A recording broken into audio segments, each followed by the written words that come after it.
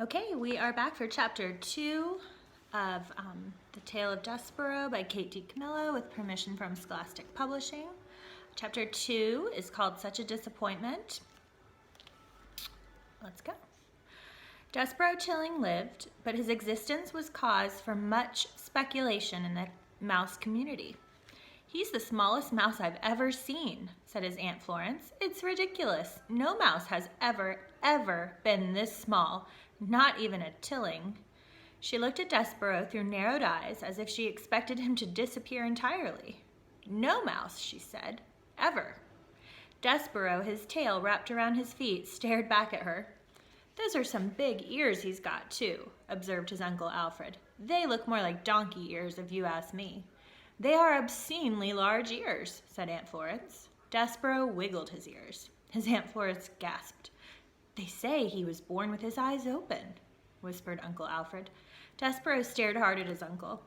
"Impossible," said Aunt Florence. "No mouse, no matter how small or obscenely large-eared, is ever born with his eyes open. It simply isn't done." "His pa, Lester, he says he's not well," said Uncle Alfred. Despereaux sneezed. He said nothing in defense of himself. How could he?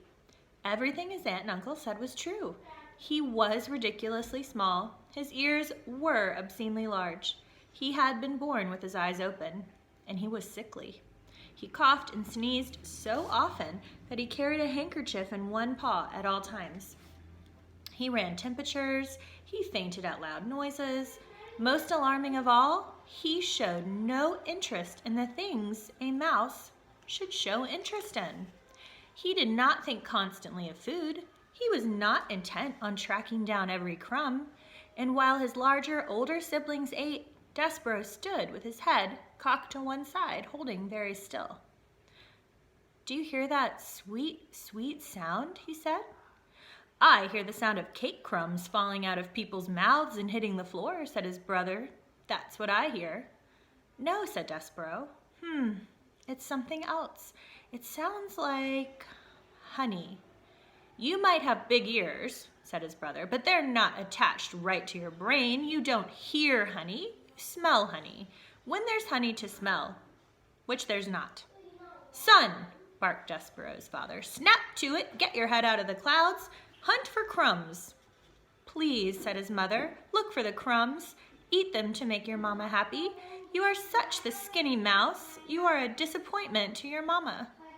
"Sorry," said Despereaux. He lowered his head and sniffed the castle floor.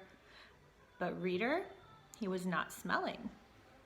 He was listening with his big ears to the sweet sound that no other mouse seemed to be able to hear. And we will read chapter 3 next time.